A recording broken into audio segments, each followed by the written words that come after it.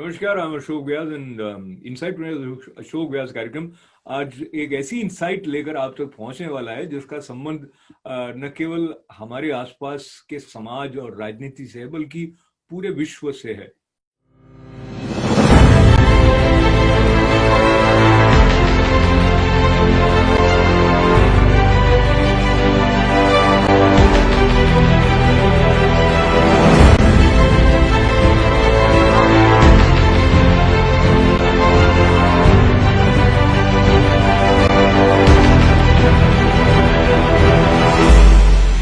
और विश्व की बात आती है तो हम ये नहीं भूल पाते हैं कि भारत ने हमें वसुधैव कुटुंबकम का भाव दिया है और सारा विश्व एक परिवार है।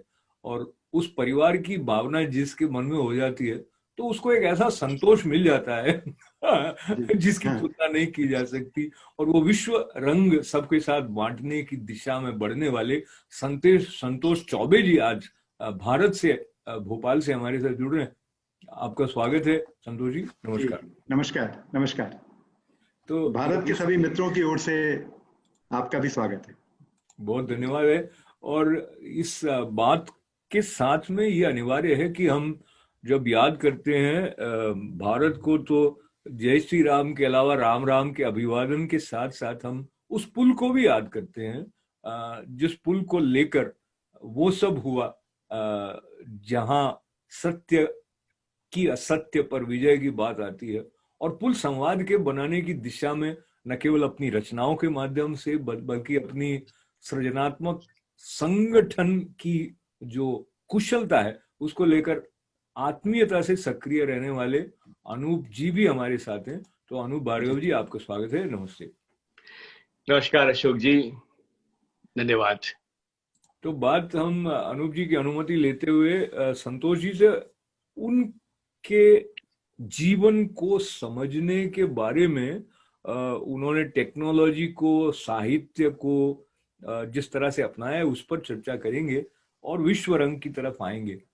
पर विश्व रंग हमारे बिल्कुल सामने खड़ा है और विश्व रंग एक कार्यक्रम का नाम भी है। तो विश्व रंग की परिकल्पना के बारे में पहले मैं कुछ संतोष जी से जान लूं, ऐसा अनुरोध उनसे।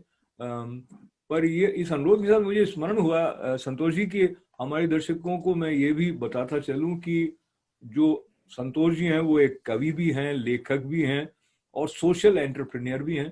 तो उन्होंने जीवन को जिस तरह से जाना और अपनाया है उसमें ये बात भी जब हम उनके पास बैठते हैं तो हमें उत्साह देती है कि एक ऐसा मनुष्य है जो आईसीएस या इंडियन सिविल सर्विस आईएएस वाले रास्ते पर सफलता प्राप्त कर ले, फिर भी उसको लगे कि नहीं, मुझे ये ना करके और टेक्नोलॉजी में जाना है। लेकिन टेक्नोलॉजी में जाए पर फिर उसको लगे कि मुझे इसे हिंदी भाषा में सरल ढंग से संप्रेषित करना है। और वो कंप्यूटर आपके लिए जैसी पुस्तक लिखे जिसको इतने बड़े बड़े पुरस्कार मिले हैं जिनका नाम लेना भी हमारे लिए गर्व की बात है।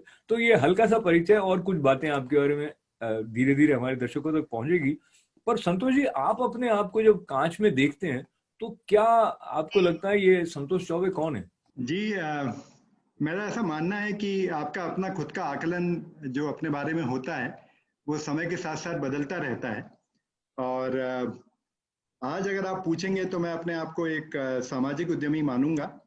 सामाजिक उद्यमी जो समाज को उद्यम के माध्यम से बदलने में विश्वास रखता है और ये मानता है कि साहित्य और कलाओं की उतनी ही जगह है जितनी की विज्ञान की जगह है। तो एक संतुलित जीवन प्राप्त करने के लिए कार्यरत है। और दूसरा ये भी मानता है कि विकास का जो रास्ता हमने पकड़ा है उसमें हमें प्रकृति से समन्वय की तरफ वापस लौटना पड़ेगा।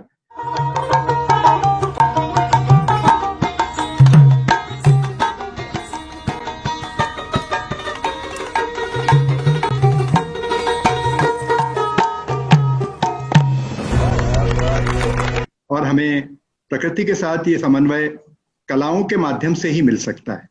तो मोटा मोटा मेरा परिचय मैं यूं देना चाहता हूं कि मैं एक ऐसा सामाजिक उद्यमी हूं जो वैश्विक दृष्टि रखता है। अनूप जी, आप बताएं कि जैसे उन्होंने सामाजिक उद्यमी कहा और कला के महत्व को उन्होंने रेखांकित किया, तो आपको क्या लगता है हम टेक्नोलॉजी के कारण इतने अधिक बहिर्मुखी होते जा रहे हैं क्या, कि हमें कलाओं के महत्व को पहचानने की, उनका सत्कार करने की जो हमारी सजगता है वो कम हो रही है, ऐसा लगता है आपको अनूप जी? तो एक तरफ तो आप कह सकते हैं कि टेक्नोलॉजी के प्रति अधिक अधिक झुकाव हमें कुछ हद तक साहित्य या कला से दूर ले जा रहा है। और दूसरी बात जो अक्सर देखने में आती है, वो सवाल ये उठता है कि साहित्य और कला आपको क्या दे सकती हैं। तो मैं अपना यहाँ पे खुद उदाहरण देना चाहूंगा कि मैं साहित्य और कला के क्षेत्र में मेरी बचपन से रुचि थी, लेकिन मुझे टेक्नोलॉजी के क्षेत्र में भेजा गया क्योंकि वहां पर ज्यादा संभावनाएं हैं। तो उस हद तक आप कह सकते हैं। लेकिन दूसरी तरफ टेक्नोलॉजी ने साहित्य और कला को आम आदमी तक पहुंचाने में मदद भी की है। बहुत सुंदर। और संतोष जी, आपकी जो पहली पुस्तक, जैसा मेरी जानकारी में है, वो कंप्यूटर आपके लिए थी।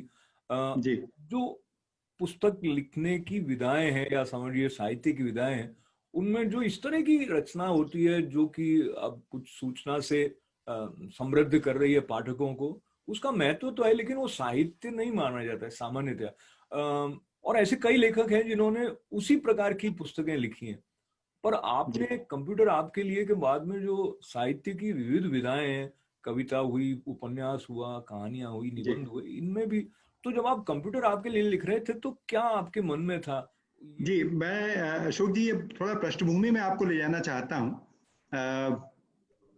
शुरुआत तो मैंने एक सामान्य लेखक की तरह और एक इंजीनियर जिसका एम्बिशन है कि वो बड़े पदों पर पहुंचे और पब्लिक सेक्टर में जाए, इस तरह से की थी। और उस दौरान भारतीय प्रशासनिक सेवा के लिए भी मेरा चयन हुआ। लेकिन ये जो 77 के आसपास का पीरियड भारत का था, उसमें बहुत सारे वैज्ञानिकों ने और इंजीनियर्स ने ऐसा महसूस किया कि हमें देश के विकास की दिशा को बदलना है, और बहुत से लोग अपनी नौकरियां छोड़कर अन्य सामाजिक कार्यों में आए। तो एक ऐसा वातावरण बना हुआ था और मैंने ये तय किया कि मैं कुछ सामाजिक कार्य अपने हाथ में लूंगा। और क्योंकि मेरी पृष्ठभूमि वैज्ञानिक थी, तो मैंने विज्ञान के प्रचार प्रसार का काम, साइंटिफिक टेम्परामेंट को प्रचार प्रसार का काम अपने हाथ में लिया, और मैं समाज के बीच में जाने आने लगा। तो मैंने देखा कि भारतीय समाज किस तरह का है, और हमारे ग्रामीण विकास की स्थिति क्या है, गाँव में स्थिति क्या है। कंप्यूटर उस समय लगभग आ ही रहे थे। तो मेरे पिता वनमाली जी, जो खुद अपने आप में प्रेमचंद के समकालीन थे और कथाकार थे बड़े, उन्होंने प्रारंभ में तो मुझे कथा लिखने के प्रति और व्यंग लेखन के प्रति प्रवृत्त किया था, और वो स्कूल के समय में ही मैं अखबारों वगैरह में छपने लगा था। तो मैं लिखता तो शुरू में कहानी और व्यंग ही था, और कुछ कविताएं भी शुरू में लिखता था। लेकिन जब मैं समाज की तरफ गया तो ये देखा कि समाज को विज्ञान और वैज्ञानिक दृष्टि की भी बहुत जरूरत है। तो ऐसा मुझे समझ में आया कि इतनी सारी दुग्ध क्रांति की बात होती है, हरित क्रांति की बात देश में होती है, और कंप्यूटर क्रांति की बात भी तब होने लगी थी। अगर ये कंप्यूटर या सूचना तकनीक लोगों तक नहीं पहुंचती है, तो मुझे लगता है कि एक बड़ा सुविधा ग्रामीण क्षेत्र को बिना छुए निकल जाएगी। मुझे लगता है कि जो शुरुआत हुई है वो बहुत दूर तक जाएगी।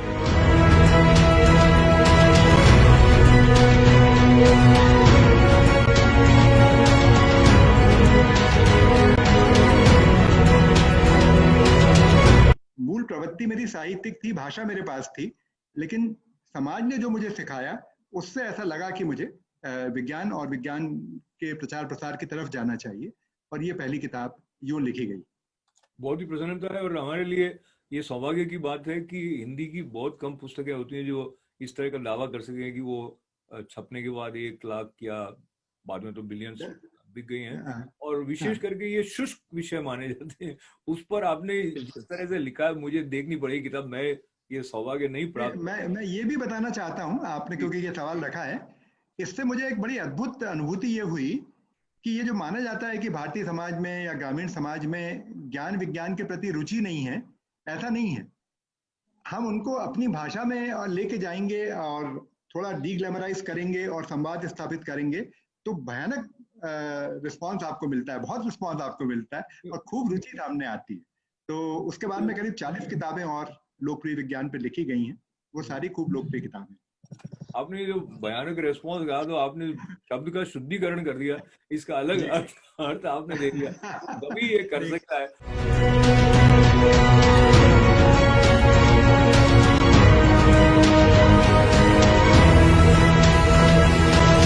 और मैं अनूप जी से ये जानना चाहता हूँ, क्योंकि वो स्वयं बहुत सक्रिय रहे हैं, हिंदी भाषा किस तरह से कंप्यूटर के माध्यम से सरल हो लोगों के लिए उसका उपयोग करना, इस पे उनका बहुत बरसों से ध्यान भी रहा है, काम भी रहा है। तो अनूप जी, आप कैसा महसूस करते हैं? मुझे लगता है कम से कम एक दशक से तो मैं देख रहा हूँ, जब आप कुछ कविताएं अधिक लोगों में प्रचलित हों या हिंदी भाषा सीखें, लोग कंप्यूटर पे प्रयोग करें, तो क्या लग रहा है आपको? मोटा मोटी हम जहाँ से आपने शुरुआत की थी, अधिक सफल आप महसूस करते हैं? लोगों का कंप्यूटर और हिंदी के बारे में जो समझ बढ़ी है उसको लेकर। कंप्यूटर को हिंदी से जोड़ने की दिशा में जो कदम बढ़ाए गए हैं वो कई बरसों से चल रहे हैं। और मुझे याद है करीब 15 बरस पहले जब हमने एक ई कविता के नाम से एक समूह शुरू किया था, जिसका उद्देश्य था कि कंप्यूटर के माध्यम से कविताओं का आदान प्रदान। तो उस समय बहुत मुश्किल हुआ करती थी हिंदी में लिखने में कंप्यूटर पे। तो समय के साथ में वो बदलती गई हैं, और अब हमारे पास जो सुविधाएं उपलब्ध हैं हिंदी के प्रयोग के लिए, वो बहुत आगे बढ़ चुकी हैं, और हिंदी का प्रयोग कंप्यूटर में बहुत ज्यादा सरल हो गया है। तो आम आदमी के करीब जाते हुए जो संवेदना है हमारी, वो जीवित रहे, और टेक्नोलॉजी हमको निगल न जाए। जी। इसका एक मैं कहूँगा कि बड़ा प्रखर प्रमाण जो है वो संतोष चौबे जी की उपस्थिति में हम तक आता है। और जैसा मैं पूर्व में उल्लेख कर रहा था, आपने कवि के रूप में भी जो आपकी पुस्तकें आई हैं उनके नाम भी मुझे बड़े रोचक लगे। हरे रंग की कमीज है, हल्के रंग की कमीज है, रेस्तरां में दोपहर, प्रतिनिधि कहानियां हैं। इसके अलावा आपका जो उपन्यास है वो था रात केदार, और एक है क्या पता कॉमरेड मोहन। इससे मुझे लगता है आपका जो रुझान है जीवन की तरफ वो विविध विषयों में है, उसका बड़ा व्यापक फलक है। हर के अंदर एक रविंद्रनाथ छुपा हुआ है, और उसको ढूंढ के निकालने के लिए अलग अलग कार्यक्रम होने चाहिए। उसमें से कुछ का संकेत मात्र हम आज की बातचीत में करते हुए फिर विश्व रंग की तरफ बढ़ने वाले हैं, जो एक उत्सव में बात है।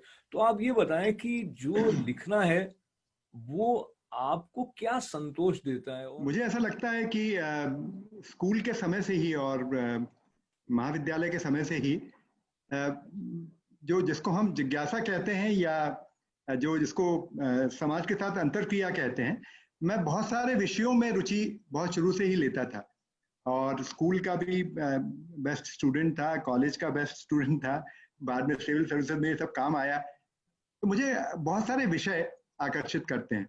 जैसे ये उदाहरण दूंगा कि इंजीनियरिंग बैकग्राउंड का होने के बावजूद मैंने इतिहास और हिंदी साहित्य को लेकर सिविल सेवा परीक्षा उत्तीर्ण की थी, और क्योंकि मेरी रुचि हिंदी साहित्य में थी। और उस समय ये जो 77 का पीरियड मैं बता रहा हूँ, जो कि भारत में एक भारी उथल पुथल का पीरियड था, मेरी इच्छा होती थी कि मैं इतिहास पढूं, और अंत में आज मैं इतिहास का बफ, मतलब I am history buff now. मतलब इतिहास मेरे इतने निकट है। मैं पॉलिटिकल साइंस पढ़ना चाहता था, मैं सोशियोलॉजी पढ़ना चाहता था, मैं मनोविज्ञान पढ़ना चाहता था। तो कुछ इस तरह की प्रवृत्ति मेरी थी कि बहुत सारे विषयों में का ज्ञान हासिल करने के बारे में, और उन केंद्रों पे जाता भी था। मतलब ऐसे बहुत सारे केंद्रों में जाता था जहां पर कि इससे ज्ञान मिल सके। तो ये बहुत सारी विविध चीजें कहानियों में और उसमें आती हैं। एक बात बताना भूल गया कि मैं बचपन में जलतरंग नाम का इंस्ट्रूमेंट बजाया करता था। तो म्यूजिक का भी मेरे पास अच्छा खासा ज्ञान है, और प्रशिक्षण भी अच्छा खासा है। तो नया जो उपन्यास आया उसका नाम जलतरंग है। जलतरंग वो शास्त्रीय संगीत के पृष्ठभूमि पर, और जिस तरह से समाज में अब शोर उत्पन्न हुआ है, वो शोर संगीत का भी हो सकता है, सामाजिक शोर भी हो सकता है, वो राजनीति का शोर भी हो सकता है। कैसे वो मनुष्य की भावना को कुंद बना रहा है, लगभग इस तरह से वो उपन्यास है, और एकदम काफी उसको प्रतिष्ठा मिली है। तो जलतरंग और रात केदार जैसे उपन्यासों के जो लेखक हैं संतोष जी, अब मैं समझ रहा हूँ कि हमारे दर्शक बार बार जब विश्व रंग शब्द सुन रहे हैं और इस आयोजन के बारे में वो अधिक जानना चाहते हैं, उसकी तरफ ले जाने से पहले आप एक छोटी सी कविता जो कि प्रेरक है, जी कहो भी है उसमें, बहो भी है और सहो जी भी। जी जी जी आह्वान की कविता है।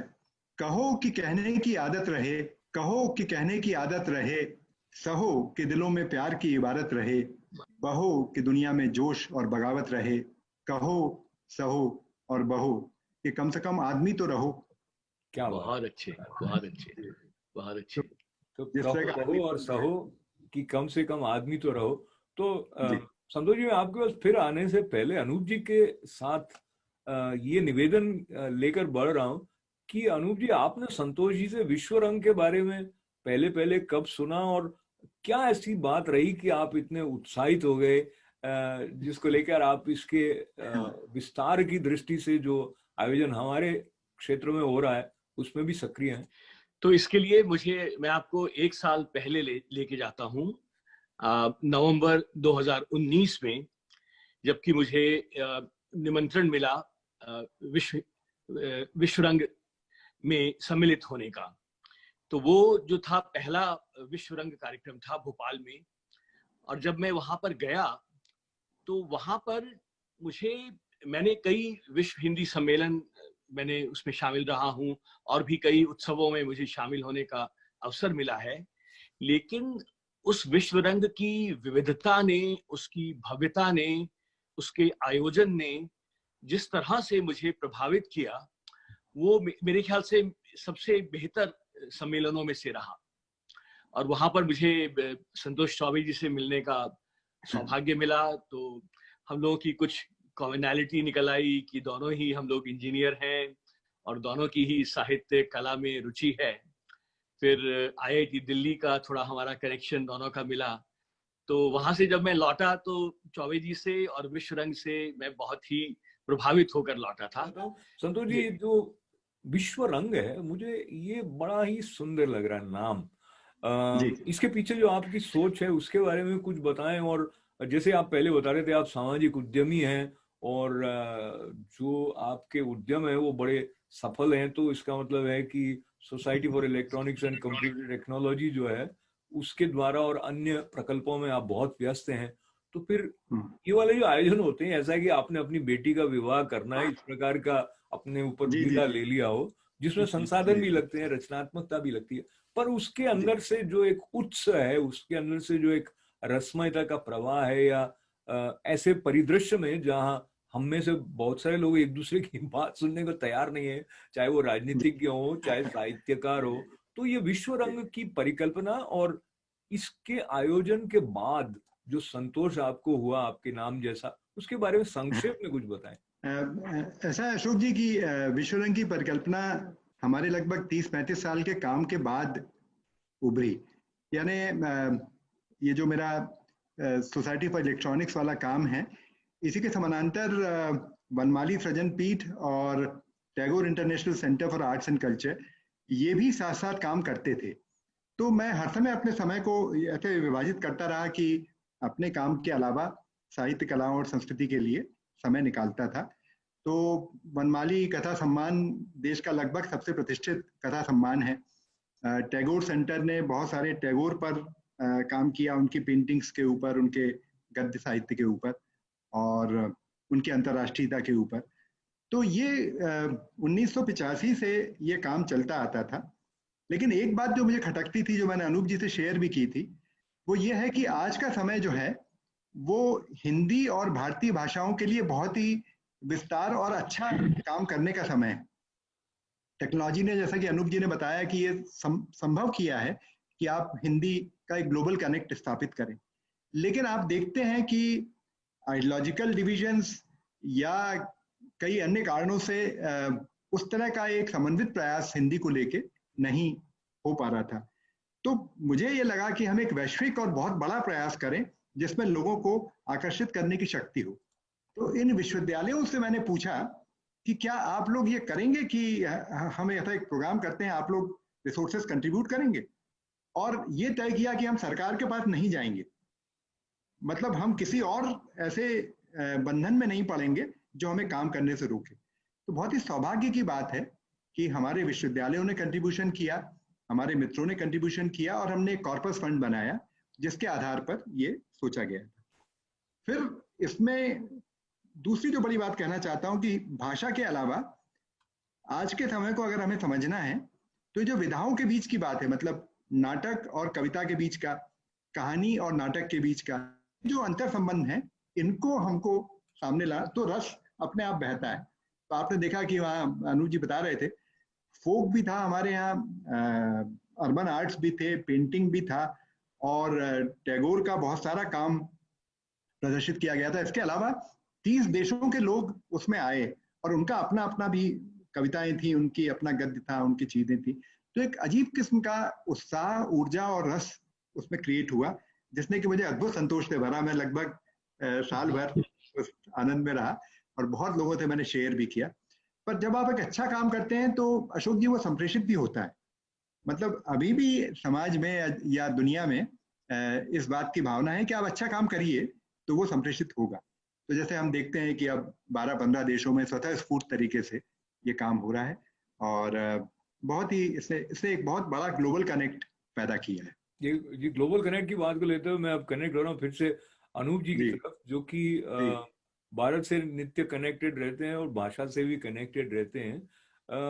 विश्व रंग की बात जब हम कर रहे हैं, साहित्य की, कला की बात कर रहे हैं, ऐसा लगता है कि जो समाचार पत्र होते हैं या जिन्हें हम समझते हैं कि हमारे समय के डिफाइनिंग इवेंट्स हैं, उनमें साहित्यकार बहुत अधिक दिखाई मुझे नहीं देते हैं। बल्कि नोबेल प्राइज विनर अगर साहित्य का है, उसके बारे में भी खबर कहीं पीछे हल्की सी आ जाती है। तो यानी हम प्रमुखता से साहित्य के बारे में या कलाओं के बारे में ऐसा नहीं सोचते हैं कि इनको लेकर हमारा जीवन है। और इसके पीछे बहुत सरल ढंग से यदि मैं कहूँ तो हम व्यावसायिक रूप से जो सफलता है उसको सर्वोपरि मानते हैं। इसके पीछे आध्यात्म भी पीछे छूट जाता है। और भौतिकवादी जो युग है उसका अर्थ ही यही हुआ कि आप ये सारे संसाधन इकट्ठा करने की दौड़ में लग जाएं और उसमें जितने आगे पहुंच गए तो आप सफल हो गए। तो अनुज जी, पहले मैं आपसे ये जानना चाहता हूं कि आपको लगता है कि व्यावसायिकता के दबाव के बावजूद ऐसी जगह, ऐसे हृदय बहुत सारे हैं जो कि सत्य को उस रूप में देख पा रहे हैं जिस रूप में हम संतोष जी से सुन रहे हैं या जिसको लेकर विश्व रंग है?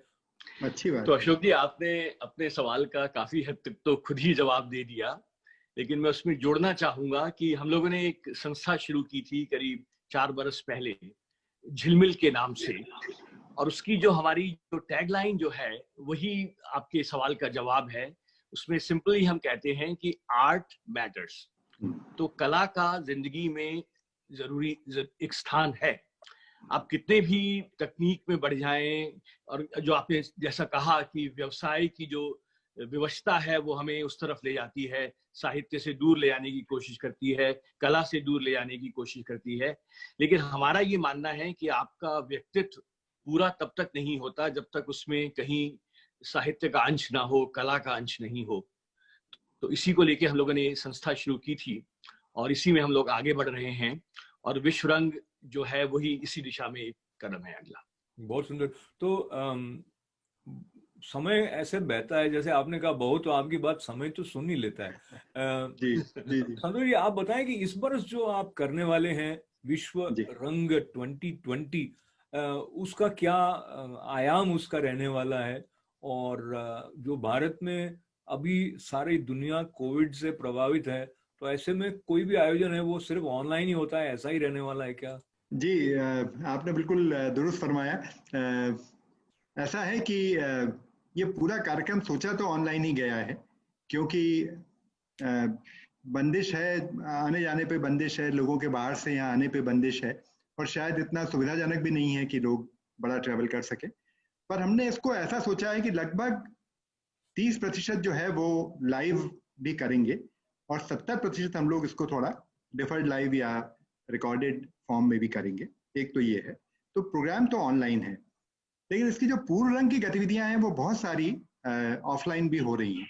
जैसे कथा यात्रा अभी चल रही है और देश की लगभग 200 वर्षों की कथा परंपरा में जो कहानियां हैं उन पर बातचीत हो रही है।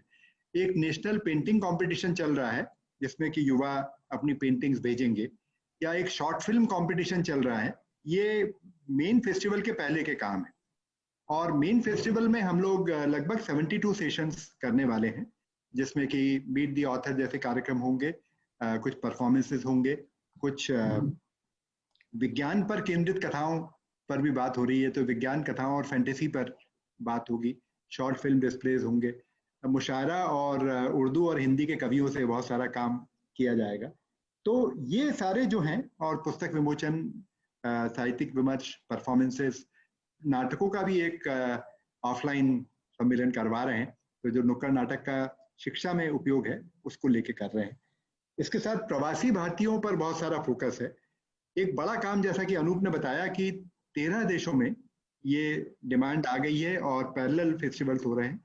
यूएसए भी उसमें एक है, और यूएसए के बहुत सारे हमारे अन्य चैप्टर्स भी इसमें शामिल होते जा रहे हैं। तो इस तरह का ये जो काम है, ये ऑफलाइन ऑनलाइन मिक्स मोड में, ब्लेंडेड मोड में होगा, और अंततः इसको सबको यूट्यूब पे रखा जाएगा, तो जो नहीं देख पाए वो आगे चलकर उसको यूट्यूब पर भी देख पाएंगे। तो मुझे लगता है कि इस आयोजन में आईटीवी गोल्ड और हमारे जो आईटीवी गोल्ड के चेयरमैन पद्मश्री डॉक्टर सुधीर पारिक हैं, वो भी बड़े उत्साहित हैं, और हम आपके साथ हैं इसको आगे पहुंचाने में। तो आगे पहुंचाने में मुख्य बात आती है अनूप जी कि हमारे दर्शक इसके बारे में अधिक जानकारी तो वेबसाइट जो हम संतोष जी के नाम के साथ दिखा रहे हैं वहां से ले सकते हैं, पर आप बताएं कि यहाँ जो आयोजन करने वाले हैं आप, उसमें हमारे दर्शक अगर रुचि लें किसी भी रूप में, तो उनके लिए क्या, और यहाँ के कार्यक्रम के बारे में थोड़ा और जानकारी है। तो यहाँ पे मैं संक्षेप में इतना कहना चाहूंगा कि जो हम विश्व रंग यूएसए जो हो रहा है, उसको हमारा अगर सिंपल शब्दों में कहा जाए तो हम चाहते हैं कि अमेरिका का जो बेस्ट टैलेंट है उसको हम शोकेस करें लार्जेस्ट ऑडियंस पॉसिबल के सामने। तो हम एक तरफ अपना जो टैलेंट है अमेरिका का हर क्षेत्र में, चाहे वो साहित्य में हो, नाटक हो, संगीत हो, इन सब विधाओं में हम अपना जो बेस्ट टैलेंट है उसको हम शोकेस करेंगे। और दूसरी तरफ हम लोग जितनी भी ऑर्गेनाइजेशंस हैं उनके साथ मिलके हम लोग काम करना चाहते हैं। तो उसके लिए हमारा एक सिंपल सा ईमेल एड्रेस है vrang.usa@gmail.com। उस पे आप हमें लिखिए और हमसे जुड़िए। और कितनी तारीख को है ये? 6, 7 और 8 नवंबर, जो कि फ्राइडे, सैटरडे, संडे हम लोग करेंगे। ये सोशल मीडिया पे उपलब्ध होगा, और जैसा कि आपने कहा कि कुछ टीवी चैनल्स पे उसकी हाइलाइट्स दिखाई जाएंगी। क्या बात है। 6, 7, 8 नवंबर 6, 7, 8 नवंबर को विश्व रंग के आयोजन में आपको निमंत्रण देने के लिए भारत से हमारे साथ जुड़े हैं प्रकाश चौबे जी, जो कवि भी हैं, लेखक भी हैं और सामाजिक उद्यमी हैं। और आपने बात कहो बहो सहो की कही थी, तो मुझे चलते चलते दुष्यंत कुमार का शेर याद आ गया है, जो मैं आपको भोपाल के ही थे जी, दुष्यंत भोपाल के ही थे जी जी, तो इसीलिए शायद याद आ गया। उन्होंने कहा कि मत कहो आकाश में कोरा घना है, ये किसी की व्यक्तिगत आलोचना है। जी, मैं सभी श्रोताओं को ये बताना चाहता हूँ कि विश्व रंग एक ग्रोइंग प्रक्रिया है, उसमें आइए, उसमें जुड़िए। इस बार जो यूएसए में फेस्टिवल हो रहा है वो अंततः मेन फेस्टिवल में भी दिखाया जाएगा। तो 20 से 29 नवंबर के बीच में मेन फेस्टिवल भी है। आप यूएसए से भारत तक यात्रा करें और हमारे साथ लगातार बने रहें। बिल्कुल। तो ऑनलाइन पर ये जो जुड़ने का एक अवसर है उसका लाभ हम घर बैठे बैठे ले सकते हैं। और चलते चलते मैं ये भी आपके साथ याद करना चाहूंगा कि हमारे अपने अपने रंग हैं, पर हम सब रंगों को मिलाकर जो एक विश्व रंग बनता है उसका अंश है, उसका जो अनुभव, उसकी अनुभूति हमारे पास आती है, वो हमारे मनुष्य होने के सार को सुंदरता से उजागर करती है। और इस दिशा में हमें अवसर देने के लिए अनूप भार्गव जी का धन्यवाद करते हुए विशेष रूप से संतोष चौबे जी का भी आभार, धन्यवाद है। और आप सभी इस कार्यक्रम का लाभ लेंगे ऐसा मुझे लग भी रहा है, और आप हमारी इस बातचीत में जुड़े उसके लिए आपका बहुत बहुत आभार। मंगल कामना। अशोक व्यास।